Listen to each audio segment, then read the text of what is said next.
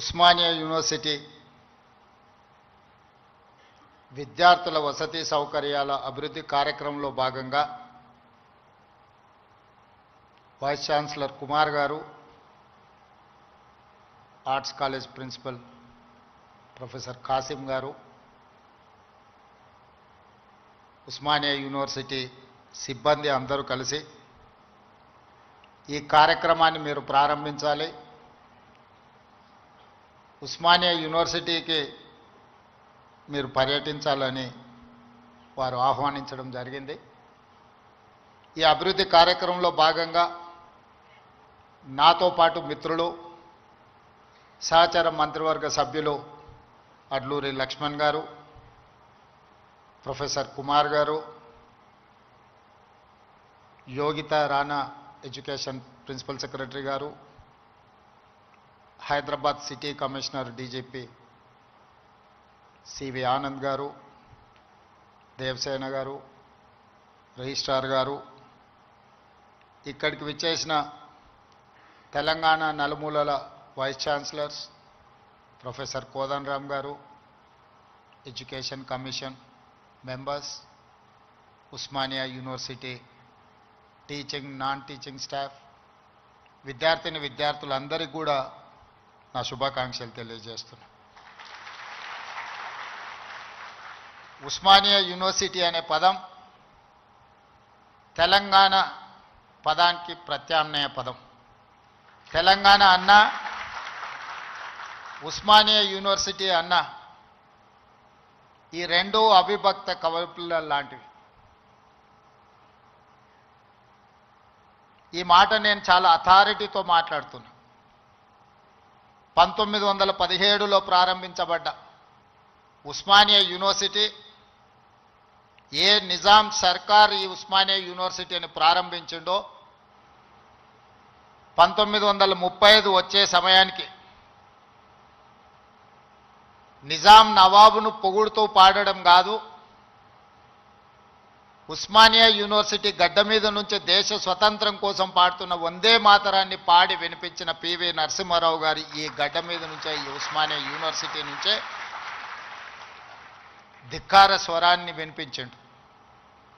1938 సాయుధ రైతాంగ పోరాటానికి తండాలలో, గూడాలలో, మారుమూల పల్లెల్లో ఉన్న ఎర్రజెండా మోసినోళ్ళు ఎందరో మంది ఆనాడు ఉద్యమ బాట పట్టినప్పుడు కూడా ఈ ఉస్మానియా యూనివర్సిటీ అండగా నిలబడి ఆనాటి పోరాటాల మీద ఈ గడ్డ మీద చర్చ జరిగింది. ఆ అంశమే కాదు, ఈ ఉస్మానియా యూనివర్సిటీకి ఒక గొప్ప చరిత్ర ఉన్నది. జాతీయ స్థాయిలో హోంమంత్రిగా పనిచేసిన శివరాజ్ పాటిల్ నుంచి మొదలు పెడితే దేశ రాజకీయాలనే శాసించి ప్రపంచ దేశాలతో పోటీ పడగలిగిన ఆర్థిక బలోపేతమైన దేశంగా తీర్చిదిద్దిన పివి నరసింహారావు గారు ఈ ఉస్మానియా యూనివర్సిటీ విద్యార్థిని. వీరే కాదు, తొలి తెలంగాణ ఉద్యమానికి నాయకత్వం వహించిన ఆనాటి డాక్టర్ చెన్నారెడ్డి గారు, మల్లికార్జున్ గౌడ్ గారు, మదన్ మోహన్ లాంటి వాళ్ళు ఈ ఉస్మానియా యూనివర్సిటీని విద్యార్థులే అని ఈరోజు మనం గుర్తు చేసుకోవాలి. వారే కాదు, ఉస్మానియా యూనివర్సిటీ విద్యార్థి రాజకీయాలలో రాణించి ఉత్తమ పార్లమెంటేరియన్గా ఈ దేశానికి, దక్షిణ భారతదేశంలో మొట్టమొదటి ఉత్తమ పార్లమెంటేరియన్గా రాణించిన జైపాల్ రెడ్డి గారు ఈ ఉస్మానియా యూనివర్సిటీ బిడ్డనే. వారి తర్వాతి తరంలో ఒక జార్జ్ రెడ్డి, ఒక గద్దరన్నను అందించిన గడ్డ ఈ ఉస్మానియా యూనివర్సిటీ.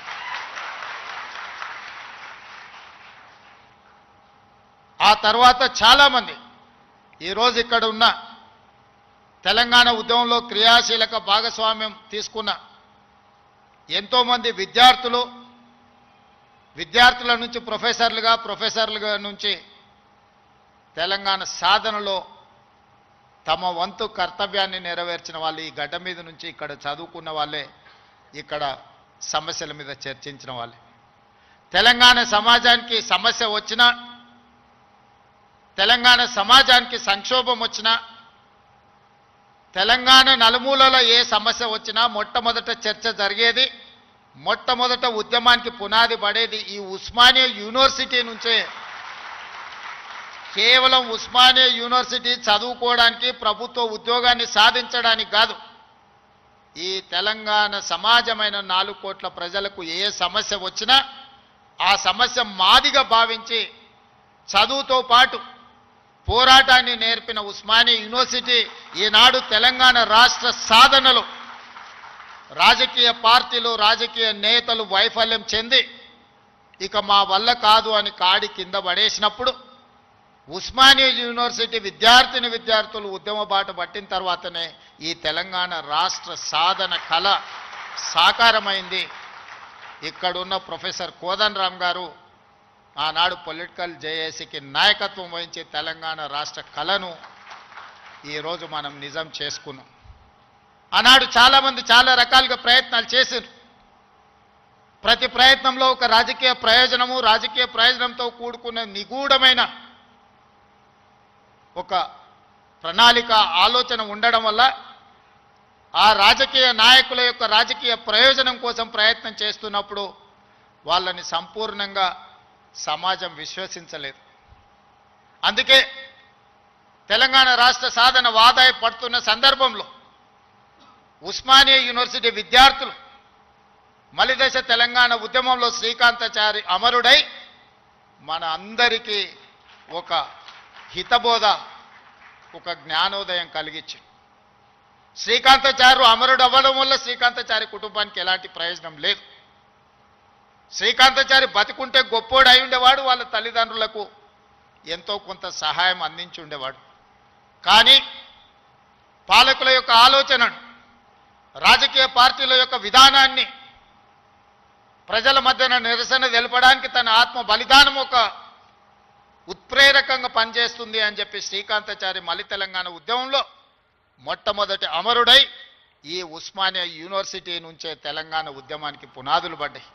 ఓ యాదయ్య ఉస్మానియా యూనివర్సిటీ గేటు దగ్గర నిటారుగా నిలబడి పెట్రోల్ పోసుకొని తగలబెట్టుకొని అగ్గిపుల్ల గీరితే కాల్తేనే అమ్మ అనే మనము యాదయ్య జై తెలంగాణ అని చెప్పి తెలంగాణ రాష్ట్ర సాధనలో సమిదై ఈరోజు ఈ ఉస్మానియా యూనివర్సిటీలో ఒక ఈశాన్ రెడ్డి, ఒక వేణుగోపాల్ రెడ్డి ఈ ఉస్మానియా యూనివర్సిటీ నుంచే తెలంగాణ రాష్ట్ర సాధనలో సమిధలైన ఈరోజు చరిత్రలో మనం వాళ్ళని స్మరించుకోవాల్సిన అవసరం ఉన్నది. ఈ ఉస్మానియా యూనివర్సిటీ ఈ దేశానికి డాక్టర్లను, లాయర్లను, ఇంజనీర్లనే కాదు ఐఏఎస్లను, ఐపీఎస్లను అందించిన చరిత్ర ఈ ఉస్మానియా యూనివర్సిటీకి ఉంది. ఈ వేదిక మీద ఉన్న సిబి ఆనంద్ గారు 8991 ఈ ఉస్మానియా యూనివర్సిటీ విద్యార్థి 22 సంవత్సరాల వయసులోనే మొట్టమొదటి ప్రయత్నంలోనే ఐపీఎస్ సాధించిన యంగెస్ట్ ఐపీఎస్ ఆఫీసర్గా ఈరోజు డీజీపీ క్యాడర్లో హైదరాబాద్ కమిషనర్గా ఇక్కడి విద్యార్థి ఈ వేదిక మీద ఉన్నాడు అని అంటే ఈ ఉస్మానియా యూనివర్సిటీ ఎంత బలమైన పునాదులు వేసిందో తెలంగాణ నిర్మాణంలో ఈరోజు మనం గుర్తు చేసుకోవాలి.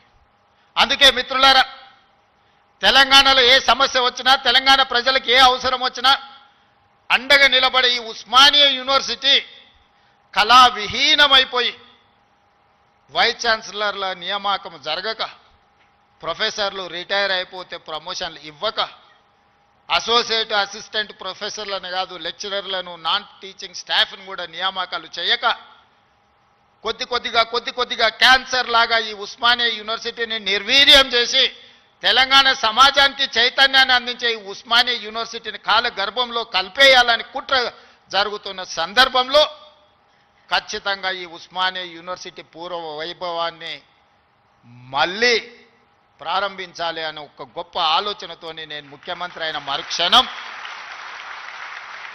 ఉస్మానియా కాకతీయ యూనివర్సిటీలతో పాటు అంబేద్కర్ ఓపెన్ యూనివర్సిటీ నుంచి మొదలు పెడితే యూనివర్సిటీలను అన్నిటిని కూడా చదువుకే కాదు సామాజిక చైతన్యానికి వేదికలు కావాలి. ఈ యూనివర్సిటీల వైస్ ఛాన్సలర్కి ఒక సామాజిక స్పృహతో పాటు సామాజిక చైతన్యం ఉన్న వాళ్ళని నియమించాలి అని చెప్పి సామాజిక న్యాయాన్ని చేయడమే కాదు, చేసి చెప్పడమే కాదు, చేసి చూపించినాం. 108 సంవత్సరాల ఉస్మానియా యూనివర్సిటీ చరిత్రలో ఈ గడ్డ మీద ఒక్క దళితుడు కూడా వీసీ కాలేదు, వైస్ ఛాన్సలర్ కాలేకపోయింది. ఇవాళ కుమార్ని, ఒక దళిత బిడ్డని ఈరోజు మనం ఉస్మానియా యూనివర్సిటీ వైస్ ఛాన్సలర్గా చేసినాం.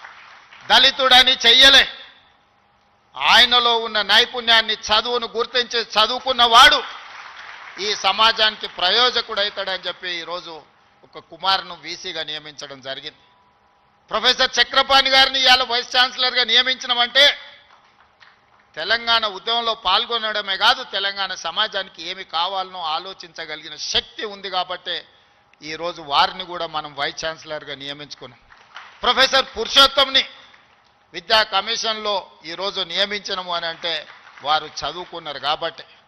ఇవాళ విద్యా కమిషన్ను మొట్టమొదటిసారి తెలంగాణ రాష్ట్రంలో ఏర్పాటు చేసుకుంటే అక్నూర్ మురళి ఐఏఎస్ ఆఫీసర్ని దానికి నియమించడం అంటే, ఒక చారగొండ వెంకటేష్ని ఈ యూనివర్సిటీ విద్యార్థిని అందులో సభ్యుడిగా వేసినామంటే ఈరోజు వాళ్ళు చదువుకున్నారు, చైతన్యం ఉన్నది కాబట్టే ఈ సమాజానికి ప్రయోజనం చేకూరాలి అని ఈరోజు బాలలక్ష్మికి కూడా అవకాశం ఇచ్చినామంటే ఈ ఉస్మానియా యూనివర్సిటీ విద్యార్థిని. ఈరోజు దయాకర్ ఇక్కడ ఎమ్మెల్సీ అయి కూర్చున్నాడంటే ఇక్కడ చదువుకొని ఇక్కడి నుంచి రాణించిన విద్యార్థులు వీళ్ళందరూ. ఈ ఉస్మానియా యూనివర్సిటీ 4వ తరగతో 3వ తరగతో లేకపోతే 2వ తరగతో లేకపోతే గ్రూప్ 1 ఆఫీసర్లను ఉత్పత్తి చేయడానికి కాదు, ఈ తెలంగాణ సమాజాన్ని పునర్నిర్మించడానికి అవసరమైన మేధా సంపత్తిని ఈ ఉస్మానియా యూనివర్సిటీ నుంచి మేము ఆశిస్తున్నాం. అందుకే ఇవాళ మిత్రులారా, 21 సంవత్సరాలలో ఐఏఎస్లు ఐపీఎస్లై జిల్లా అధికారులుగా పరిపాలన సాగిస్తున్న ఈ సందర్భంలో ఒకనాడు రాజ్యాంగం రాసుకున్నప్పుడు డాక్టర్ బాబాసాహెబ్ అంబేద్కర్ గారు 21 సంవత్సరాల ఓటు హక్కునిచ్చి 25 సంవత్సరాలు శాసనసభ ఎన్నికల్లో పోటీ చేయడానికి ఒక అర్హత పెట్టారు. ఈరోజు మీ అందరి సమక్షంలో ఈ ఉస్మానియా యూనివర్సిటీ నుంచి ఒక కార్యాచరణగా, ఒక ఉద్యమంగా ఆలోచన చేయండి. ఓటు హక్కు రాజీవ్ గాంధీ గారు 18 సంవత్సరాలకు తగ్గించినప్పుడు ఐఏఎస్ ఐపీఎస్లు 21 సంవత్సరాలు నిండిన వాళ్ళు ఈరోజు పరిపాలన సాగిస్తుంటే శాసనసభలో 21 సంవత్సరాలు నిండిన యువకులు ఎందుకు ఎమ్మెల్యేలుగా ఉండకూడదో ఒకసారి ఆలోచన చేయండి. యువ నాయకత్వం ఈ దేశానికి అవసరం ఉన్నది. ఇవాళ ఈ దేశంలో ముఖ్యంగా తెలంగాణ రాష్ట్రంలో 18 సంవత్సరాలు పైబడి 35 సంవత్సరాల లోపల ఉన్న జనాభా 65%. ఇదే దేశం యొక్క సంపద. ఈ యువ సంపద, ఈ యువ మేధస్సు ప్రపంచ దేశాలకు ఎగుమతి అయి ఇవాళ అమెరికా, సింగపూర్లను అత్యంత ధనిక దేశంగా రాణించడానికి మన వాళ్ళ శ్రమ ఉన్నది, మన వాళ్ళ చెమట ఉన్నది. మరి ఇతర దేశాలకే తమ మేధా సంపత్తిని కరిగించి సంపద గల దేశంగా మారుస్తుంటే మన రాష్ట్రాన్ని సంపద గల రాష్ట్రంగా మనం ఎందుకు మార్చుకోకూడదు? మన యువకులు ఎందుకు మన అభివృద్ధిలో భాగస్వాములు కాకూడదు? ఒకసారి ఆలోచన చేయండి. ఈరోజు ఈ ఉస్మానియా యూనివర్సిటీ చదువులకే కాదు, పరిశోధనలకు కూడా వేదిక కావాలి. ఈ ఉస్మానియా యూనివర్సిటీ సమస్యల్ని చర్చించడానికే కాదు, సైద్ధాంతిక పరమైన ఆలోచనలు, భిన్న అభిప్రాయాలకు కూడా చర్చకు వేదిక కావాలి. సామాజిక సమస్యల్ని పరిష్కరించుకోవడానికి కూడా ఇక్కడ చర్చలు జరగాలి. సిద్ధాంతపరమైన చర్చలు జరగాలి, సాంకేతికపరమైన చర్చలు జరగాలి. వీటి ద్వారా సమాజానికి మేలు ఒనగూరాలి. ఈరోజు మనకు నచ్చని సిద్ధాంతం ఉంటే చర్చించడానికి మనం సిద్ధంగా లేం. అసహనం పెరిగిపోయింది. నచ్చని సిద్ధాంతం ఉంటే చర్చించడం ద్వారా, ఆ సిద్ధాంతంలో ఉన్న లోపాన్ని లేవనెత్తి చూపించడం ద్వారా వాళ్ళను ఒప్పించి చర్చల ద్వారా ఓడించి రాణించాలి. కానీ వాళ్ళని అణిచివేసో లేకపోతే వాళ్ళ మీద మన అధికారాన్ని, ఆధిపత్యాన్ని ప్రదర్శించడం ద్వారా ఎక్కువ కాలం ఇది సాగదు. అందుకే ఈరోజు తెలంగాణ రాష్ట్రంలో 2వ ముఖ్యమంత్రిగా నేను బాధ్యత చేపట్టిన తర్వాత పొట్టి శ్రీరాములు యూనివర్సిటీగా ఉన్న తెలుగు యూనివర్సిటీకి ఆనాడు పాత్రికేయ సంపాదకుడుగా, మేధావిగా, నిజాం రజాకర్ల నుంచి విముక్తి కలిగించిన పోరాటంలో పాల్గొన్న సురవరం ప్రతాప్ రెడ్డి గారి పేరును తెలుగు యూనివర్సిటీకి మనం పేరు పెట్టుకోవడం జరిగింది. మన స్ఫూర్తి ప్రదాతలు వాళ్ళు. IIHT, Indian institute of handloom టెక్నాలజీకి కొండా లక్ష్మణ్ బాపూజీ గారి పేరు పెట్టుకున్నాం మనం. మహిళా యూనివర్సిటీ తెలంగాణలో ఉన్న ఏకైక మహిళా యూనివర్సిటీ. ఆ మహిళా యూనివర్సిటీకి ఆనాడు ఘడీలకు, దొరలకు, జమీందారులకు వ్యతిరేకంగా, రజాకర్లకు వ్యతిరేకంగా నిటారుగా నిలబడి కొట్లాడిన చాకలి ఐలమ్మ పేరు వీరనారి చాకలి ఐలమ్మ యూనివర్సిటీగా ఈరోజు కోటి ఉమెన్స్ కాలేజీని ఒక యూనివర్సిటీగా తీర్చిదిద్ది పోరాటానికి స్ఫూర్తినిచ్చిన వీరనారి చాకలి ఐలమ్మ పేరు ఈరోజు మనం పెట్టుకోవడం జరిగింది. ఇవన్నీ ఎందుకు? ఇవన్నీ మనకి స్ఫూర్తిని నింపడానికి, మనలో పోరాట పటిమను పెంచడానికి. ఆనాడు తెలంగాణ యువత సమస్యల మీద పోరాటం చేసే చైతన్య పరులుగా ఉన్నారు. కానీ ఈనాడు ముఖ్యమంత్రిగా నాకు అందుతున్న సమాచారం తెలంగాణ ప్రాంతంలో జరుగుతున్న పరిణామాలు మానసిక వేదనకు గురి చేసే పరిస్థితి ఉన్నది. ఈరోజు పట్టణ ప్రాంతాలలో లేకపోతే యూనివర్సిటీలలో కాదు, చిన్న చిన్న కాలేజీల్లో, జూనియర్ కాలేజ్, డిగ్రీ కాలేజీల్లో కూడా విద్యార్థులు గంజాయి సేవించే పరిస్థితి వచ్చింది. ఇది తెలంగాణ సమాజాన్ని నిర్వీర్యం చేసే ప్రమాదం పొంచి ఉన్నది.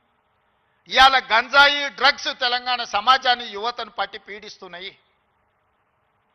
ఇవాళ సిద్ధాంతపరమైన పోరాటాలు లేకపోతే సామాజిక చైతన్యానికి సంబంధించిన ఉద్యమాలు లేకపోవడం వల్ల ఈరోజు ఈ విద్యార్థులు వ్యసనాల వైపు బానిసలు అవుతున్నారు. ఇది మనందరం, ఇక్కడున్న మేధావులందరూ ఆలోచన చేయాలి, చర్చ చేయాలి. ఈ పరిస్థితుల్లో మనందరం ఒకనాడు తెలంగాణ సమాజంలో కావచ్చు, ఈ దేశంలో కావచ్చు, శ్రీమతి ఇందిరాగాంధీ గారు, పివి నరసింహారావు గారు తీసుకొచ్చిన agriculture ceiling act, urban ceiling act ద్వారా జాగీర్దారులు, జమీందారులు, భూస్వాముల దగ్గరున్న వేలాది ఎకరాల భూములను, కొన్ని లక్షల ఎకరాల భూములను సేకరించి దళితులకు, గిరిజనులకు అసైన్మెంట్ పట్టాల పేరు మీద భూములు ఇచ్చారు. ఆనాడు గ్రామాలలో భూమి ఉండడం, ఆత్మగౌరవం, వ్యవసాయం చేయడం ఆ కుటుంబానికి గుర్తింపుగా ఉండి ఆనాడు ప్రభుత్వాలు ఇందిరమ్మ పేరు మీద అసైన్మెంట్ భూములను పేదలకు లక్షలాది ఎకరాలు పంచారు. ఆ తర్వాత పోడు భూముల పట్టాలు 25 లక్షల ఎకరాల అసైన్మెంట్ భూముల పట్టాలు దళితుల, గిరిజనులకు ఇస్తే 10 లక్షల ఎకరాల భూములు ఆదివాసీలకు పోడు భూముల పట్టాలిచ్చి ఈరోజు ఈ రాష్ట్రంలో దళితులు, గిరిజనులు భూ యజమానులుగా ఉన్నారు అని అంటే ఆనాడు తీసుకొచ్చిన అగ్రికల్చర్ సీలింగ్ యాక్ట్ అన్న సంగతి ఈరోజు మనందరికీ తెలుసు. ఈరోజు సొంత ఇంటి కళ. నేను ఖానాపూర్లో ఒక ఆదివాసీ బిడ్డకి ఎమ్మెల్యే టికెట్ ఇచ్చిన. అతనుకున్న గొప్ప ఆస్తి ఏందంటే వాళ్ళ తండ్రికి ఇందిరమ్మ ఉన్నప్పుడు ఇచ్చిన ఇందిరమ్మ ఇల్లు. నేను అక్కడ నాగోబా జాతర దర్శించుకోవడానికి ఒక గిరిజన సాంప్రదాయానికి సంబంధించి గుడిని సందర్శించినప్పుడు చైతన్యం కలిగిన యువకుడుగా వాళ్ళందరినీ సమన్వయం చేస్తూ ఒక యువకుడు నాకు కనిపించాడు. పిలిచి పేరు అడిగినా నాకు అర్థం కాలే. తర్వాత నా పక్కన వాళ్ళకి చెప్పిన, అబ్బాయి ఫోన్ నెంబర్ తీసుకొని, చదువుకున్నాడు, చైతన్యం ఉన్నది, ఫీల్డ్ ఎన్ఆర్ఈజేఎస్లో ఫీల్డ్ అసిస్టెంట్గా పనిచేస్తున్నాడు అని చెప్తే అతన్ని పికప్ చేసుకొని ఎమ్మెల్యే టికెట్ ఇస్తే ఈరోజు ఎడమ బోజు పేరు మీద శాసనసభలో ప్రాతినిధ్యం వహిస్తున్నాడు. దానికి కారణం చదువు, చైతన్యం. ఈరోజు లక్ష్మణ్ మంత్రి అయినా, కుమార్ వైస్ ఛాన్సలర్ అయినా, ప్రొఫెసర్ కాసిం గారు ప్రిన్సిపల్ గారైనా, ఈ యోగితా రాణా గారు వారి సామాజిక నేపథ్యం మీరు తెలుసుకోండి, వారు ఐఏఎస్ ఆఫీసర్ ఇక్కడ ఉన్న, ఇక్కడ చాలామంది రాణించిందంటే చదువు ఒక్కటే కారణం. ఇవాళ చదువును మనం నిర్లక్ష్యం చేసే పరిస్థితి లేదు. ఈరోజు నేను ఉన్న వాస్తవం మీ దగ్గర చెప్పదలుచుకున్నా. నా దగ్గర పంచడానికి భూములు లేవు, మిమ్మల్ని ధనవంతులు చేయడానికి ఖజానా ఖాళీగా ఉన్నది. ఖజానా ఒట్టిపోయి ఉన్నది, భూములేమో లేవు, పంపకాలు జరిగిపోయినాయి. ఈరోజు తెలంగాణలో 1,50,00,000 ఎకరాల వ్యవసాయ యోగ్యమైన భూములు ఉంటే 96% చిన్న సన్నకారు రైతులే, అంటే ఎకరము, 2 ఎకరాలు, 3 ఎకరాలే. ఇప్పుడు అగ్రికల్చర్ సీలింగ్ యాక్ట్ తెచ్చినా నేను గుంజుకోవడానికి గజం కాదు కదా, ఇంచు భూమి కూడా లేదు. అందుకే మా దళితులకు, మా గిరిజనులకు, మా బలైన వర్గాలకు, మా మైనారిటీ సోదరులకు, మా తమ్ముళ్ళకు, మా చెల్లెళ్ళకు నా సూచన ఒక్కటే, మీరు ధనవంతులు కావాలి, మీరు గొప్ప వ్యక్తులు కావాలి అని అంటే రాష్ట్ర ప్రభుత్వం పంచడానికి భూములు లేవు, నింపడానికి ఖజానా లేదు. మీకు నేను ఇవ్వగలిగింది విద్య ఒక్కటే, నాణ్యమైన విద్యనే మీ తలరాతలను మారుస్తుంది. మీ తలరాతలు మారాలంటే మీరు చదువుకోవాలి. చదువు ఒక్కటే పరిష్కారం. చదువు ఒక్కటే మిమ్మల్ని గుణవంతులు చేస్తుంది, ధనవంతులను చేస్తుంది, శ్రీమంతులు చేస్తుంది. ఈ తెలంగాణ సమాజంలో మిమ్మల్ని భాగస్వాములను చేస్తుంది. చదువుకునే వయసులో మీరు ఇతర వ్యాపకాలకు లోనైతే జీవితాంతం బాధతోని కుళ్ళి కృషించి చావాల్సిన పరిస్థితి వస్తుంది. అందుకే ఒక సామాజిక బాధ్యతగా ముఖ్యమంత్రి అయిన ఎంబడే వైస్ ఛాన్సలర్ను నియమించిన వాళ్ళనే ఇంటర్నల్ ఒక సబ్ కమిటీ వైస్ ఛాన్సలర్తో వేసి మీ విద్యా ప్రమాణాలు పెంచుకోవాలంటే నేను చేయగలిగింది ఏందో మీరు చెప్పండి. నియామకాలతో పాటు ప్రొఫెసర్ల వయసు పెంచడంతో పాటు నిధుల కేటాయింపు వరకు మీకు ఏం కావాలన్నా మీకు పూర్తి స్వేచ్ఛనిస్తున్నా, మీరు ప్రణాళికలు సిద్ధం చేసుకోండి అని ఆదేశాలు ఇచ్చిన. ఇవాళ తెలంగాణ సమాజంలో సామాజిక న్యాయంతో వైస్ ఛాన్సలర్లు నియమించను. చిన్న వివాదం లేకుండా, ఒక ఆరోపణ లేకుండా మొట్టమొదటిసారి తెలంగాణలో మనం వైస్ ఛాన్సలర్లను నియమించుకోగలిగింది. ఇవాళ పబ్లిక్ సర్వీస్ కమిషన్కి ఒక బలహీన వర్గాలకు సంబంధించిన బుర్రా వెంకటేశంని ఒక రెసిడెన్షియల్ స్కూల్లో గవర్నమెంట్ హాస్టల్లో చదువుకున్న విద్యార్థి ఈరోజు పబ్లిక్ సర్వీస్ కమిషన్ చైర్మన్గా పనిచేస్తున్నాడు. వీళ్ళందరికీ ఒక చైతన్యం ఉంది, సామాజిక బాధ్యత ఉంది. కష్టాలు చూసి వచ్చారు. పేదరికం వాళ్ళ జీవితంలో ఒక భాగం. కొంతమందికి పేదరికం ఎక్స్కర్షన్.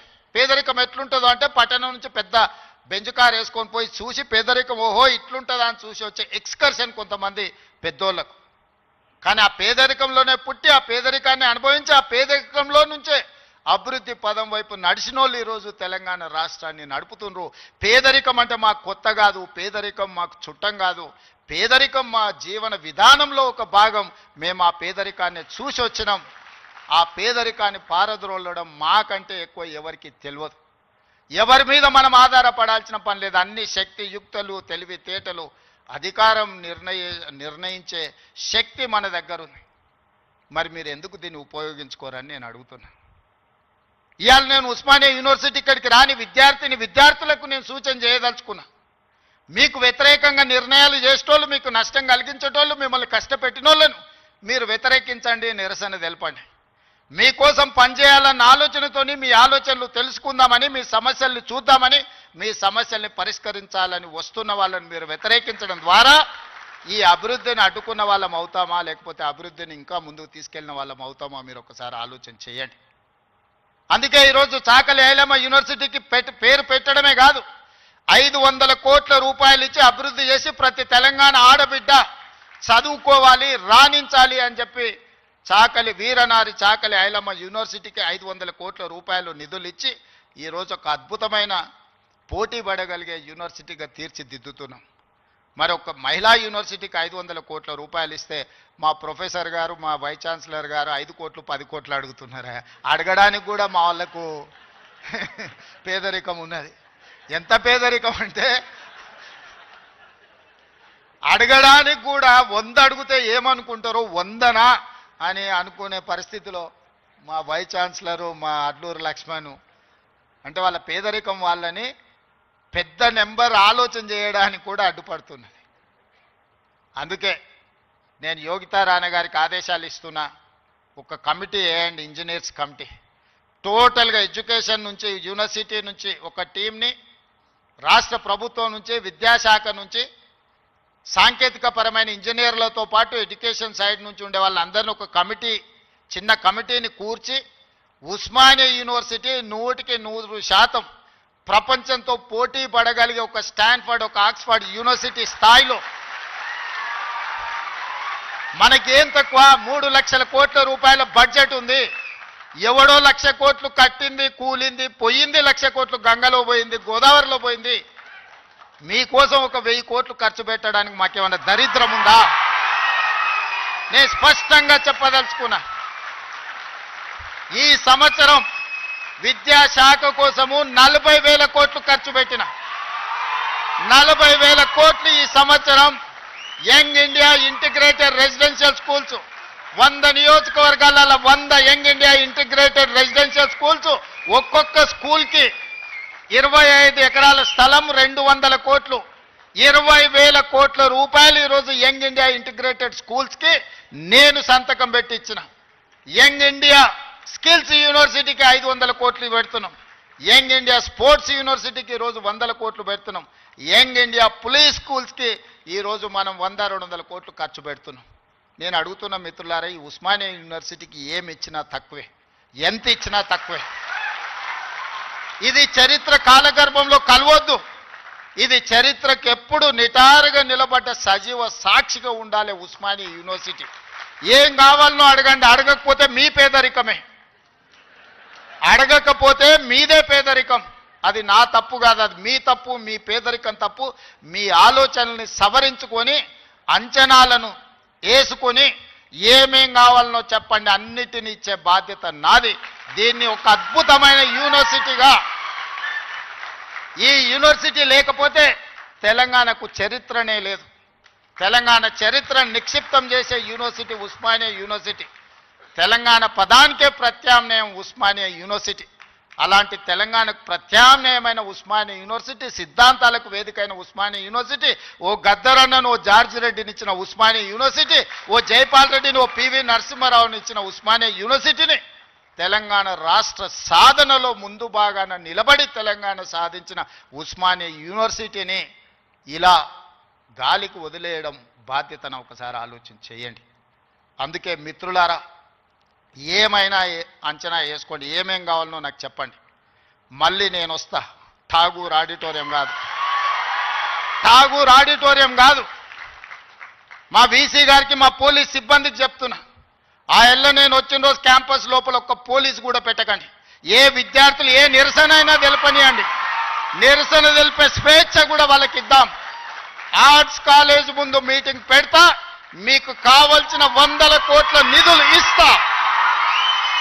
మళ్ళీ మీటింగ్ ఆర్ట్స్ కాలేజ్ దగ్గరనే, అక్కడ ఇక్కడ కాదు.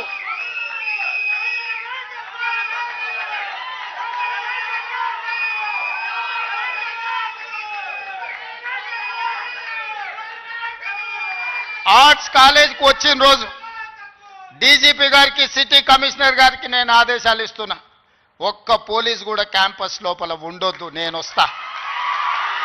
ఎవరు వీళ్ళు?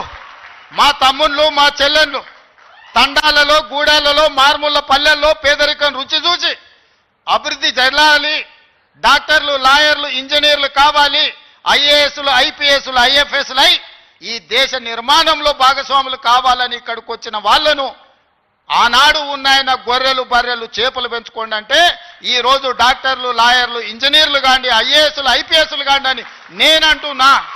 నేను రావద్దా?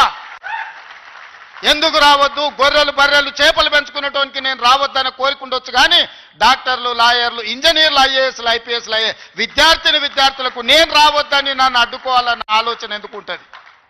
ఒకవేళ అడ్డుకుంటే వాళ్ళు వేసే యక్ష ప్రశ్నలకు సమాధానం చెప్పే చిత్తశుద్ధి నాకుంది. తెలివి ఉందా లేదా పక్కన పెడితే నాకు చిత్తశుద్ధి ఉంది. నా చిత్తశుద్ధిని ఎవరు ప్రశ్నించలేరు, ఎవరు శంకించలేరు. అందుకే మీరు అంచనాలు పెంచండి, అంచనాలు వేయండి, అన్ని వివరాలు సేకరించండి. డిసెంబర్ మాసం మనకు అత్యంత కీలకమైన మాసం. Miracle month is December. క్రిస్మస్ని మిరకల్ మంత్ అంటారు, అద్భుతాలు జరిగే నెల అంటారు.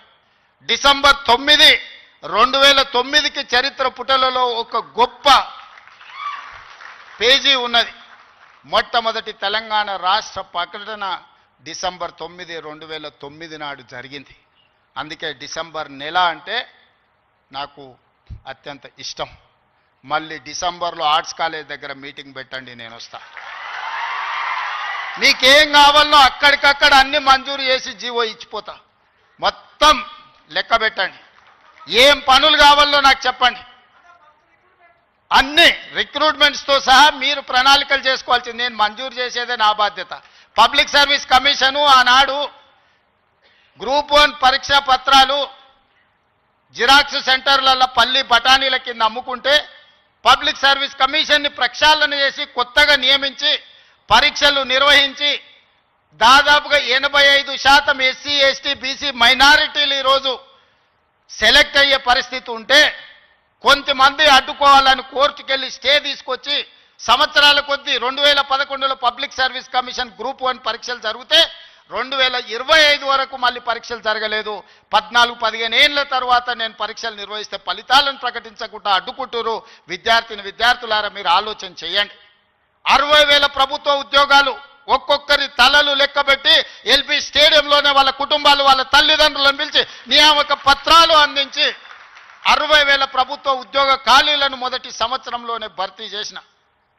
విద్యను పెంచాలి, విద్యను పంచాలి అని 11,000 మంది టీచర్లను 55 రోజుల్లో నోటిఫికేషన్ వేయడమే కాదు, రిక్రూట్ చేసి నియామక పత్రాలు అందించిన తెలంగాణ రాష్ట్రంలో కొన్ని కారణాల వల్ల ఎస్సీ కేటగరైజేషన్ ఇతర అంశాల వల్ల రిక్రూట్మెంట్ను వాయిదా పెట్టినా ఈరోజు ఆ సమస్యను పరిష్కరించుకొని దాదాపుగా ఇంకో 40,000 ఉద్యోగాలను రాబోయే 6 నెలల నియామకాలు చేపట్టి 2.5 సంవత్సరాలు పూర్తి చేసుకునే లోపల 1,00,000 ఉద్యోగాలు భర్తీ చేయాలి ప్రభుత్వంలో అని ప్రయత్నం చేస్తున్నా. ఇతర దేశాలు ఇతర రాష్ట్రాలు పర్యటించి పెట్టుబడులు తెచ్చి ప్రైవేట్లో దాదాపుగా 20 నెలల 1,50,000 ఉద్యోగాలు ఈరోజు ప్రైవేటు రంగంలో మనం కల్పించినాం. ఈరోజు తెలంగాణ రాష్ట్రము అభివృద్ధి చెందిన రాష్ట్రంగా ఈరోజు వేగంగా ప్రయాణం చేస్తుంది. Self collection of revenue, law and order, policing ప్రతిదీ దేశంలోనే నెంబర్ 1 రాష్ట్రంగా ఈరోజు కేంద్ర ప్రభుత్వం గుర్తించింది. నేను చెప్పట్లేదు, కేంద్ర ప్రభుత్వం నివేదికలు చెప్తున్నాయి. శాంతి భద్రతలను కాపాడడం నుంచి మొదలు పెడితే ఈరోజు నిత్యావసర వస్తువుల ధరలను నియంత్రించడంలో ఇన్ఫ్లేషన్లో కూడా Telangana is lowest inflation state in the country, 1.5. బయట రాష్ట్రాలకి జాతీయ స్థాయిలో 8% ఇన్ఫ్లేషన్ ఉంటే ఇతర రాష్ట్రాల 6-7% ఉంటే నిత్యావసర వస్తువులను నియంత్రించే 1.5% ఇన్ఫ్లేషన్ ఉన్న రాష్ట్రంగా తెలంగాణ మొట్టమొదటి స్థానాన్ని ఆక్రమించింది. ఎన్నడైనా ఆలోచన చేసిండ్రా? సన్న బియ్యం ప్రతి పేదవాడికి 3,10,00,000 మందికి ఈరోజు సన్న బియ్యం తింటున్నారంటే 60 రూపాయల కేజీ ఉన్న సన్న బియ్యం ఇవాళ 45 రూపాయలకే మార్కెట్లో దొరుకుతున్నాయంటే 3,10,00,000 మందికి ఈరోజు రాష్ట్ర ప్రభుత్వం సన్న బియ్యం ఇవ్వడం. రేషన్ కార్డు అడగాలంటే అదో అమెరికా వీసా లాగా ఉండే ఒకనాడు. ఇవాళ ప్రతి పేదవాడికి రేషన్ కార్డు ఇచ్చి ఇంటింటికి వెళ్ళి నీకు రేషన్ కార్డు కావాలన్నా తీసుకో అని చెప్పి ఈరోజు ఇస్తున్న ప్రభుత్వం మనది కాదా? ఈ ప్రభుత్వం ఉన్నదే మీకోసం. వీటిని అమలు చెయ్యాలి అంటే నియమ నిబంధనల ప్రకారం మనం పనిచేయాలి. ఉద్యోగ నియామకాలు ఇవ్వాలి అంటే నేను నోటిఫికేషన్ ఇవ్వాలి. ప్రభుత్వ శాఖలలో ఖాళీలను తెచ్చుకోవాలి, రేషనలైజేషన్ చేయాలి, ఎక్కడెక్కడ ఖాళీలు ఉన్నాయో గుర్తించాలి. ఆ ఖాళీలను పబ్లిక్ సర్వీస్ కమిషన్కో, పోలీస్ కమిషన్కో, లేకపోతే మెడికల్ అండ్ హెల్త్ డిపార్ట్మెంట్ ద్వారానో ఈరోజు నియామకాలు చేపట్టడానికి ఒక ప్రాసెస్ ఉంది. ఆ ప్రాసెస్ ప్రకారం మనం ఈరోజు చేసుకుంటున్నాం. ఒకనాడు నోటిఫికేషన్ల కోసం మీరు ధర్నాలు నిరసనలు చేసేది. నేను మీద నోటిఫికేషన్లు ఇస్తే అశోక్ నగర్ చౌరస్తాలో, అమీర్పేట చౌరస్తాలో రోజు నిరసనలు. ఇన్ని నోటిఫికేషన్లు మాకు వద్దని మొట్టమొదటిసారి తెలంగాణ రాష్ట్రంలో నోటిఫికేషన్లు తగ్గించడం ఉద్యమం జరిగింది. అందుకే మిత్రులారా, మీకు అనుమానాలు ఉంటే నివృత్తి చేస్తా. కొన్ని రాజకీయ పార్టీలకు కొంతమందికి అధికారం పోయినా కడుపుమంట ఉంటుంది, బాధ ఉంటుంది, దుఃఖం ఉంటుంది, ఆవేదన ఉంటుంది. కొడుకులను ఏమేమో చేద్దాం అనుకుంటే ఎందుకు కాకుండా పోతురని తండ్రికి ఆవేదన ఉంటుంది. ఆవేదనతో ఆరోగ్యం కూడా దెబ్బతింటుంది. మీరు వాళ్ళ ఉచ్చులో పడితే ఎట్లా? నేనెవరినే? మీరందరు కలిసి చేస్తేనే ముఖ్యమంత్రి అయినా కదా. నేను ఆకాశం నుంచి ఊడిపడ్డానా? అమెరికా నుంచి వచ్చినా? ఏ నుంచి వచ్చినా? నల్లమల్ల అడవుల నుంచి, కొండారెడ్డిపల్లి నుంచి వచ్చిన గా ప్రొఫెసర్ కాసింది మాది పక్క ఊరే. మీ ఊరు నుంచి, మీ దగ్గర నుంచి గవర్నమెంట్ స్కూల్లో చదివి మీతో పాటు 20 ఏళ్ళు ఉండి జడ్పీటీసీగా, ఎమ్మెల్సీగా, ఎమ్మెల్యేగా, ఎంపీగా 20 సంవత్సరాలు మీతో పాటు ఉండి, మీతో పాటు పెరిగి, మీతో పాటు మీరు ఆశీర్వదిస్తేనే ఈరోజు తెలంగాణ రాష్ట్రానికి ముఖ్యమంత్రి అయినా. చదువుకోవడానికి గుంటూరు పోలేదు, లేకపోతే పూనా పోలేదు, లేకపోతే అమెరికా పోలే. నేను చదివింది ఇక్కడనే, పెరిగింది ఇక్కడనే, ఎన్నికైంది ఇక్కడనే. మా తాతలు ముత్తాతలు ఎవరు పెద్ద పెద్ద పదవులలో లేరు. మా నాయన పేరు చెప్పి నేను ఇక్కడికి రాలేదు. కష్టపడి మీరు ఆశీర్వదిస్తే ఇక్కడికి వచ్చిన. చెట్టు పేరు చెప్పి చింతకాయలు అమ్మదలుచుకోలేదు నేను. కొంతమంది చెట్టు పేరు చెప్పి అమ్ముకునే ప్రయత్నం చేస్తారు. అట్లాంటి వాళ్ళని చూస్తున్నాం. వాళ్ళకి బాధ ఉంది, దుఃఖం ఉంది, కోపం ఉంది. ఎందుకంటే ఉన్న పదంగా ఒక రైతు బిడ్డ ముఖ్యమంత్రి అయితే ఎట్లా? దొరల చేతులు ఉండాల్సిన పెత్తనం పేదోళ్ళ చేతులకు పోతే ఎట్లా అని వాళ్ళకి ఆవేదన ఉంటుంది. అర్థం చేసుకోవచ్చు వాళ్ళ ఆవేదన ఏందో. అట్లాంటి వాళ్ళ ఉచ్చుల పడకండి.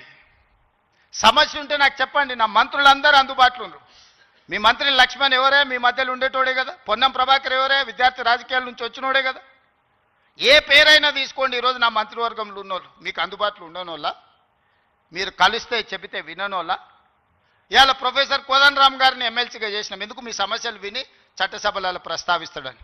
కుట్ర చేసి సుప్రీంకోర్టుకి వెళ్ళి కొట్టేపించారు. నేను మళ్ళీ చెప్తున్నా, సార్ 15 రోజులలో మళ్ళీ ఎమ్మెల్సీకి పంపుతాం. ఎవడడ్డం వస్తాడో చూద్దాం.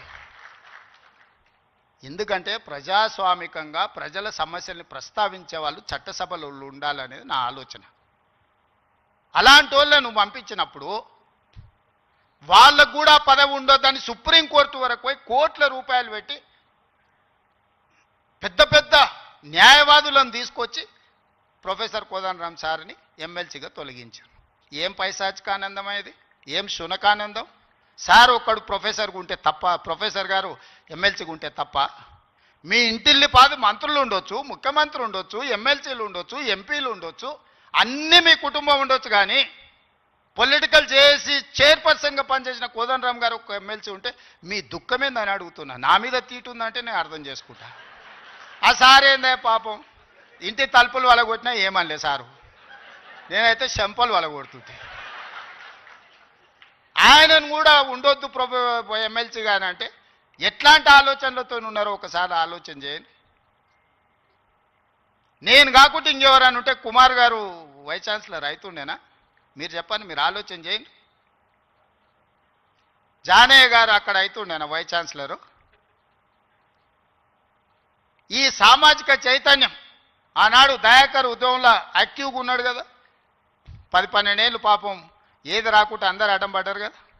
ఇవాళ ఎమ్మెల్సీ అయ్యింది కదా దయాకర్ కూడా. ఇవన్నీ ఎందుకు అవుతున్నాయి? బాలలక్ష్మి మీ బిడ్డనే కదా, మీ యూనివర్సిటీలో పెరిగిన అమ్మాయే కదా. ఈరోజు ఈ రాష్ట్ర ప్రభుత్వాన్ని నడిపే దాంట్లో భాగస్వామి అయింది కదా. నేను మీకు విజ్ఞప్తి చేసేది ఒకటే, అపోహలకు లోన్ కాకండి. అబద్ధాల సంఘాలు ఉంటాయి, దానికి అధ్యక్షులు ఉంటారు, తండ్రి కొడుకులు. ఆ అబద్ధాల సంఘం చెప్పి అబద్ధాలను మీరు నమ్మకండి.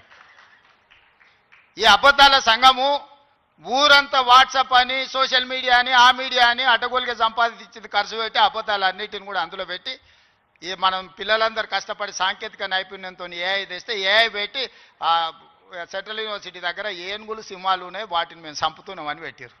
తెలంగాణలో ఏనుగులు అనేటివే లేవయా, సింహాలు అనేటివే లేవు. మానవ రూపంలో ఉన్న మృగాలు ఉన్నాయి, అవి ఫామ్ హౌస్లలో ఉన్నాయి. వాటిని నిర్బంధించడానికి వలలేయండి. మదర్ ట్రైన్లను బంధించడానికి గోతులు దొవ్వండి. లేని ఏనుగులను, లేని సింహాలను సెంట్రల్ యూనివర్సిటీలో ఉన్నాయి, వాటిని నేను చంపేస్తున్నా అని చెప్పి సోషల్ మీడియాలో ఏ ఆర్టిఫిషియల్ ఇంటెలిజెన్స్ను ఉపయోగించి అతి తెలివితేటలన్నీ ప్రదర్శించి అడ్డుకున్నారు. ఎంతకాలం అడ్డుకుంటారు? ఏది ఇష్టం లేదు వాళ్ళకు. ఏదన్నా మనం వచ్చినాక చేస్తా అన్నది ఏదన్నా ఇది మంచిగా ఉంది, ఇది బాగుంది అన్నారా? గంజాయి డ్రగ్స్ను నిర్మూలించడానికి ఈగల్ ఫోర్స్ అని తెచ్చినాం. అది ఎందుకయ్యా రద్దు చేయండి అన్నారు. చెరువుల పేరు మీద, ఫామ్ హౌస్ల పేర్ల మీద చెరువులు ఆక్రమించుకొని గంటిపేట, ఉస్మాన్ సాగర్, హిమాయత్ సాగర్లను ఆక్రమించుకొని పెద్ద పెద్ద ఫామ్ హౌస్లు కట్టుకుంటే కూలగొట్టడానికి హైడ్రా తెచ్చిన. లేదు హైడ్రాని కూలగొట్టండి అంటారు. మన వరదలు వచ్చినప్పుడు సామాన్యులు చెప్తారు, సార్ మా ఇళ్ళకి నీళ్ళు వచ్చినా, మా టీవీలు, ఫ్రిడ్జులు, మంచాలు, మా ఆస్తి అంతా తడిచిపోయింది, ఏం చేయాలి సార్ అని. సన్న బియ్యం ఇస్తే ఇచ్చేదే లేదండి, రేషన్ కార్డు ఇస్తే వద్దండి. ఏది చేసినా వద్దంటురు. ఈ వద్దనేటోళ్ళని ఏమనాలో మీరే చెప్పుర్రి. ఏదన్నా ఒక్కటన్నా అభినందించినా 20 నెలల్లో అన్ని ఇచ్చిపెట్టుండ్రి. వైస్ ఛాన్సలర్ నియమించిన మంచి పనే కదా, రిక్రూట్మెంట్ ఇవ్వమని అనుమతించిన మంచి పనే కదా. గలీజ్ అలవాట్లు ఉన్న గంజాయి డ్రగ్స్ను రద్దు చేయాలి, ఈపులు ఇరగొట్టాడని చెప్పినా అది అయితే మంచి పనే కదా. ఇవి కూడా అభినందించకుండా నన్ను తిడుతున్నారంటే వాళ్ళ ఉద్దేశం ఏంది, వాళ్ళ దుఃఖం ఏంది? మీకు వాళ్ళతో ఉన్న లాలుచేంది, గంజాయి అమ్మేటోళ్ళతోని, డ్రగ్స్ అమ్మేటోళ్ళతోని. దీపావళి పండుగ కంటే దావత్ చేసుకున్నాడంట బామర్ది. మేము దీపావళి పండుగకు చిచ్చుబుట్లు కాల్చుకుంటే వాళ్ళు సారా బుట్లు పెట్టుకొని దావత్ చేసుకున్నాం. అందులో పట్టుకుంటే డ్రగ్స్ తీసుకున్నవాడు దొరికిండు. అట్లెట్లా పట్టుకుంటారు అంటాడు. అంటే డ్రగ్స్ తీసుకుంటే పట్టుకోవద్దా?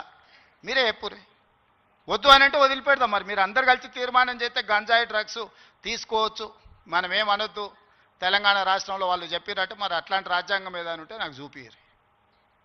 ఇట్లాంటి వాళ్ళు తెలంగాణ సమాజానికి పట్టిన చెదలు. ఆ చెదల్ని మనం ఒకసారి గుర్తించడం కొంచెం ఆలస్యం అవుతుంది.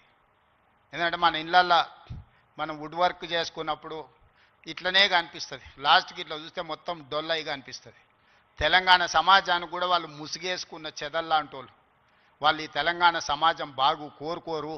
ఉస్మానియా యూనివర్సిటీని బతకనియరు మళ్ళీ వచ్చిండ్రంటే ఆలోచనలకు కూడా వచ్చినా ఈ ఉస్మానియా యూనివర్సిటీని ఉంచరు. లేఅవుట్లు వేసి ప్లాట్లు అమ్ముకుంటారు తప్పితే ఈ ఉస్మానియా యూనివర్సిటీని ఉంచరు. ఎందుకంటే చదువుకోవద్దు. వాళ్ళ ఏకైక కుట్ర ఒక్కటే, గొల్లోళ్ళు గొర్రెలు పెంచుకోవాలి, మాదిగోళ్ళు చెప్పులు కుట్టుకోవాలి, గౌన్లోళ్ళు ఈదులు గీసుకోవాలి, ముదిరాజులు చేపలు పట్టుకోవాలి, వాళ్ళు మాత్రం దొరలు మాత్రం రాజ్యాలు ఏలుకోవాలి. గింతనే సింపుల్ ఫిలాసఫీ వాళ్ళది. నాది దానికి విరుద్ధం. మా పిల్లలు, మా తమ్ముళ్ళు, మా చెల్లెళ్ళు డాక్టర్లు, లాయర్లు, ఇంజనీర్లు కావాలి. ఈ తెలంగాణ సమాజం అభివృద్ధి చెందిన రాష్ట్రంగా 2034కు $1 ట్రిలియన్ ఎకానమీ, 2047కు $3 ట్రిలియన్స్ ఎకానమీ కావాలి అని అంటే మీరందరూ అభివృద్ధి సాధించాలి, చదువుకోవాలి. చదువు ఒక్కటే మీ తలరాతను మారుస్తుంది. ఈ చదువు ఒక్కటే మిమ్మల్ని సమాజంలో గుర్తింపు, గౌరవాన్ని ఇస్తుంది. ఆ చదువుకు ఏం కావాలన్నా చేసే బాధ్యత నాది. మీ సోదరుడిగా, మీ వాడిగానే మాటిస్తున్నా. ఏం కావాలనో అడగండి, అన్నిది ఇచ్చే బాధ్యత నాది. ఇంకో దగ్గర అయితే అవసరమైతే ఆపుతా. ఇంకెక్కడన్నా అడ్జస్ట్మెంట్ ఉంటే అక్కడనో ఇక్కడనో ఇంకేదాన్ని ఉంటే నల్లా బంద్ చేసి అయినా కాలు ఇక్కడ మలుపుతా. మీరేం ఫికర్ పెట్టుకోకరి, నేనున్నా. మీరు కావాల్సింది చేసుకోండి. ధన్యవాదాలు మిత్రులారా.